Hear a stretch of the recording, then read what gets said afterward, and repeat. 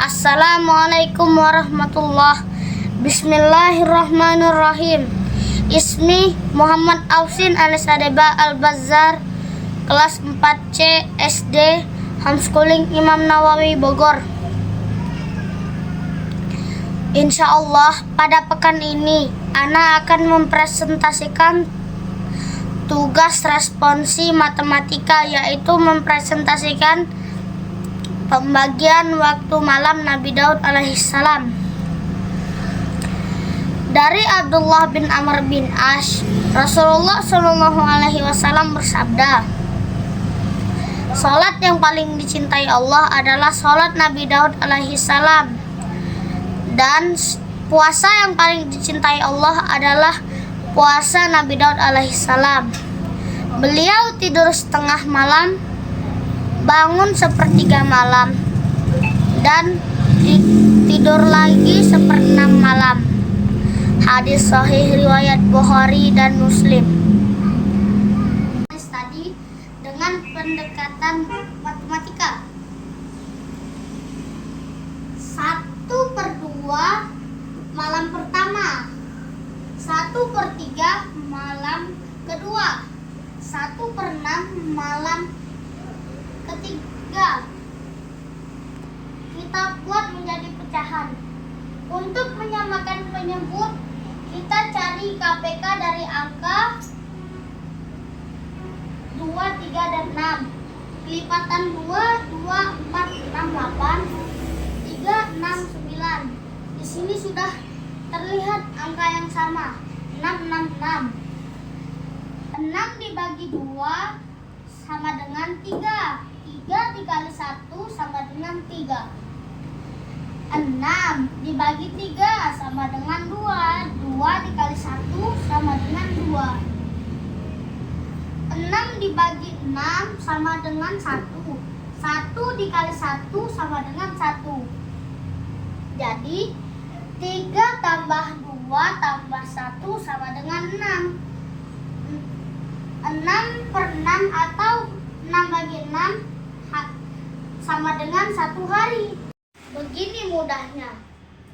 Misal di tempat Ana waktu Isya adalah 7:30 dan waktu subuh jam 4:30.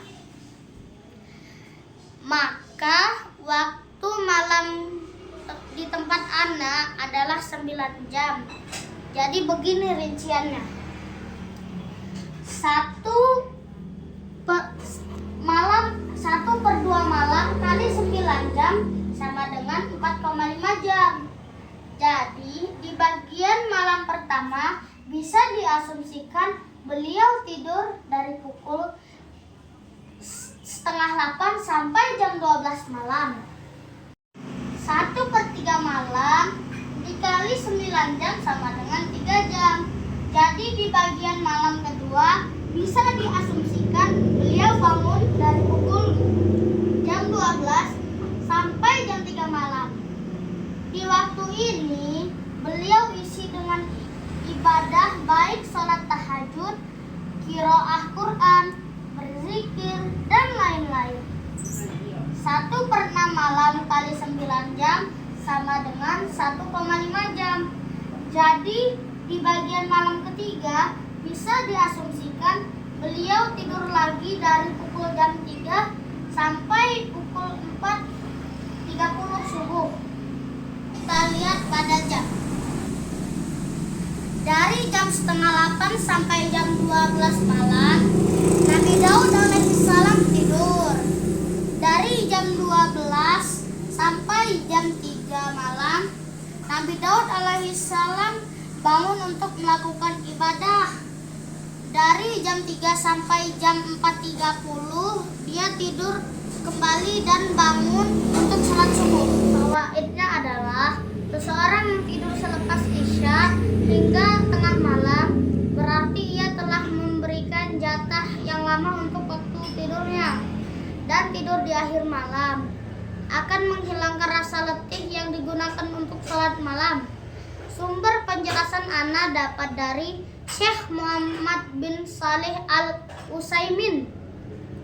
Dalam kitab Syarah Riyadus Shalihin, teman-teman, semoga kita diberi Allah kemudahan untuk meneladani Nabi Daud alaihissalam untuk memenuhi waktu malam.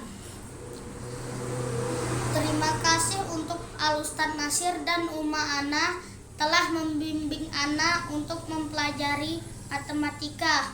Barakallahu fikum. Proses di balik layar, pembagian waktu malam, Nabi Daud alaihissalam. Teman-teman, hadis ini bukan sekadar kisah dan hitungan matematika semata, namun lebih dari itu, hadis ini sebagai kompas dan panduan hidup bagi siapapun yang ingin dekat juga meraih ridhonya Allah tanpa melupakan dunia. Fawaid hadis malam Nabi Daud alaihissalam. Dalam sejuknya malam yang membungkus bumi, di antara hening dan gelapnya waktu, ada kisah agung dari seorang nabi yang amat dicintai oleh Allah, Nabi Daud alaihissalam. Dari Abdullah bin Amr bin Al-Ash, Rasulullah Shallallahu Alaihi Wasallam bersabda, "Salat yang paling dicintai oleh Allah adalah salatnya Nabi Daud, dan puasa yang paling dicintai Allah adalah puasanya Nabi Daud. Ia tidur separuh malam, kemudian bangun sepertiganya, lalu tidur kembali seperenamnya. Ia berpuasa sehari dan berbuka sehari." Hadis riwayat Al-Bukhari. Dari hadis ini tersimpan mutiara hikmah yang amat dalam, bukan hanya tentang ibadah malam, tetapi juga tentang keseimbangan, ketenangan, dan kebijaksanaan hidup. Di antara fawaidnya adalah: pertama, keseimbangan antara ibadah dan istirahat. Nabi Daud tidak menghabiskan malam sepenuhnya dalam ibadah, dan tidak pula menutup seluruh malam dengan tidur. Ia mengatur waktu dengan penuh hikmah.